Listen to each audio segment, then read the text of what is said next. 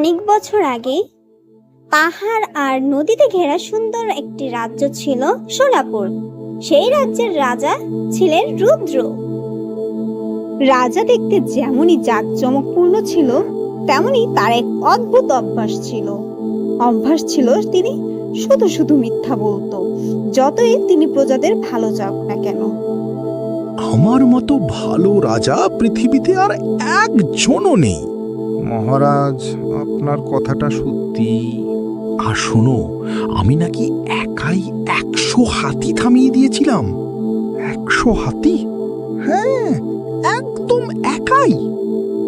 সে বুঝে গিয়েছিল রাজার মুখে সত্য আর মিথ্যা আলাদা করা খুব কঠিন, কিন্তু কেউ জানতো না তার এই বাজে অভ্যাস তার জীবনের সবচেয়ে বড় বিপদের কারণ হবে।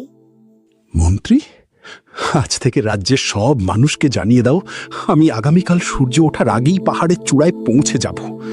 মহারাজ, আপনি কি সত্যি যাবেন? অবশ্যই। বাবা, আপনি তো গতকাল বলেছিলেন আপনি পাহাড়ে যাবেন। হ্যাঁ, কিন্তু গতকাল তো আকাশ মেঘলা ছিল। কিন্তু বাবা, আজ তো আকাশ পরিষ্কার, আবহাওয়া ভালো দেখা যাচ্ছে। তাই তো বলছি, আজই যাব। মহারাজ, প্রতিশ্রুতি দেওয়ার আগে ভেবে বলা ভালো। আমি রাজা, আমি যা বলি তাই সত্য। কিন্তু রাজা আসলে পাহাড়ে যাওয়ার কোনো পরিকল্পনাই করেননি। রাজা কি পাহাড়ে আছেন? হ্যাঁ, হয়তো আছেন। হা, কি সুন্দর নাস্তা। মহারাজ, বাইরে সবাই আপনার জন্য অপেক্ষা করছে। তাদের বলো আমি পাহাড়ের চূড়ায় আছি। কিন্তু মহারাজ, এটাই বলবে? মহারাজ পাহাড়ের চূড়ায় আছেন। ও, তাই নাকি? দাদু হরিদাস বুঝতে পারেনি রাজা আবারও আমাদের বোকা বানাচ্ছেন মিথ্যা বলে, কিন্তু তিনি কাউকে কোনো কিছুই বললেন না এই ব্যাপারে। মহারাজ, প্রজারা খবর পাঠিয়েছেন তাদের জমিতে পানি দরকার। চিন্তা করো না, আমি আজই নদীর বাঁধ মেরামত করার ব্যবস্থা করেছি। মহারাজ, আপনি তো কাউকে পাঠাননি। চুপ, কাল পাঠিয়ে দেব। বাবা, মানুষ তো আপনাকে ভরসা করে। আপনি কোনো কথা দিলে তো সেটা রাখতে হবে, এটা আপনার দায়িত্ব। তুমি আমাকে শেখাচ্ছ? শুনে রাখো সবাই, আগামী পূর্ণিমায় রাজপ্রাসাদের বাগানে এমন এক বিরল ফুল ফুটবে যার আলো পুরো রাজ্যকে আলোকিত করবে। মহারাজ, এবার সত্য বলছেন তো? হ্যাঁ, আমি নিজে সেই ফুল দেখেছি। অবশ্যই। তাহলে তাহলে আমি তোমাকে পুরস্কৃত করব। কিসের জন্য? আমার কথা বিশ্বাস করার জন্য।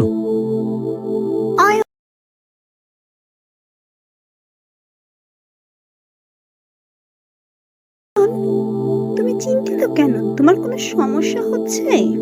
আমাকে বলতে পারো তোমার কি সমস্যা হয়েছে? আমার সাথে বসে আছো নিস্তব্ধ কেন?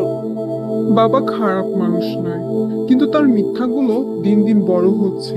আমার ভয় হয় কোন দিন যেন এই মিথ্যার জন্য আমার বাবাকে বিপদে পড়তে হয়।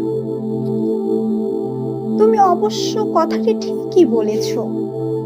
চম্পা, আমরা কি তাকে থামাতে পারি না? কাউকে সত্য শেখানোর সবচেয়ে বড় উপায় হলো তাকে নিজের ভুল বুঝতে শেখা। কিভাবে?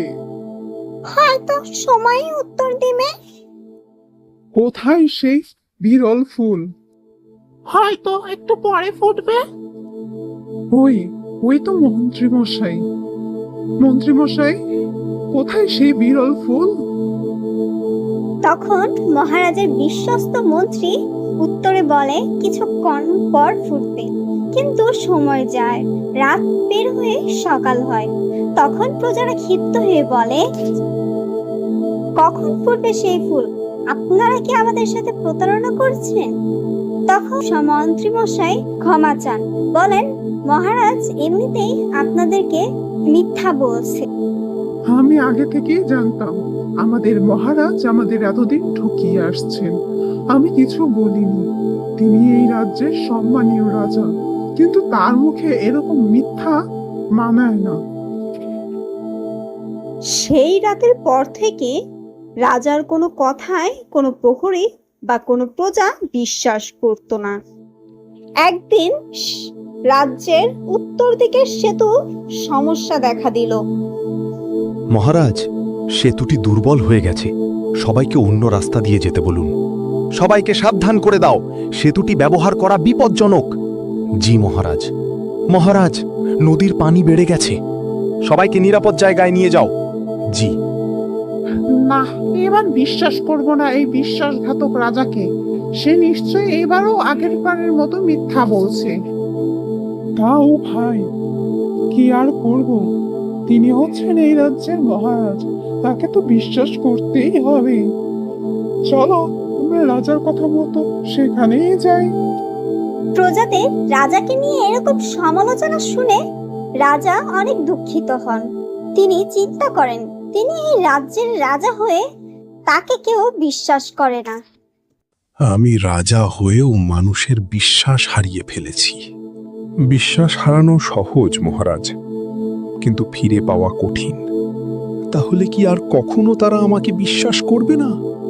আপনি যদি সত্যিই বদলাতে চান তাহলে চেষ্টা করুন। কিভাবে? আজ থেকে এমন কথা বলুন যা সত্য। ভুল করলে স্বীকার করুন, আর কথা দিলে তা রাখুন। আমি চেষ্টা করব। সেই দিনই সোনাপুর রাজ্যের রাজা রুদ্র বুঝতে পারলেন একজন রাজার কথা তখনই শক্তিশালী হয় যখন সেই রাজার কথার ওপর তার প্রজারা বিশ্বস্ততা প্রকাশ করে।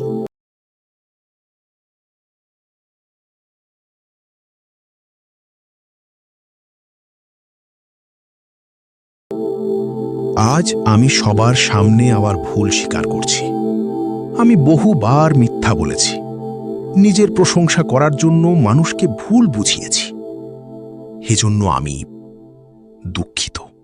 মহারাজ, জয় মহারাজ, জয় মহারাজের জয়।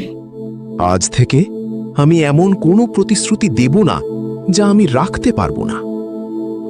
দাদু, শুনেছি নাকি মহারাজ নতুন সেতু নির্মাণ করবেন? সত্য নাকি? হ্যাঁ, একজন রাজা হিসেবে তিনি স্বয়ং নিজে আমাদের কাছে ক্ষমা চেয়েছেন। এখন তার কথা বিশ্বাসযোগ্য। সেই দিনের পর থেকে মহারাজ রুদ্র নিজের প্রশংসা পাওয়ার জন্য আর কখনো মিথ্যা বলতেন না। তিনি বুঝতে পারলেন যে মিথ্যা মানুষ কিছু সময়ের জন্য বিশ্বাস করতে পারে, কিন্তু সত্য দীর্ঘদিন ধরে মানুষের বিশ্বাস অর্জন করে যায়। তাই বন্ধুরা, মনে রাখবে, সত্য কথা বলবে, নিজের ভুল স্বীকার করবে এবং মানুষের বিশ্বাস অর্জন করার চেষ্টা করবে। আর হ্যাঁ, গল্পটি ভালো লাগলে লাইক, কমেন্ট এন্ড সাবস্ক্রাইব করতে ভুলবে না।